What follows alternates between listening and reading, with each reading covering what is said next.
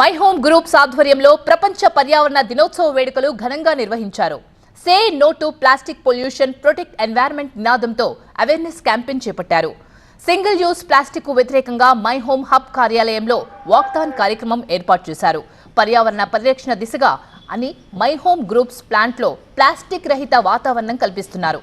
అందుకు అనుగుణంగానే go green belt విజన్తో my home executive chairman Jupalli Rameshwara Rao ముందుకెళ్తున్నారు. ప్రపంచ పర్యావరణ దినోత్సవ వేడుకల సందర్భంగా సింగిల్ యూజ్ ప్లాస్టిక్ కి వ్యతిరేకంగా వైట్ టీషర్ట్, గ్రీన్ క్యాప్ తో ధరించి ప్రతిజ్ఞ చేశారు.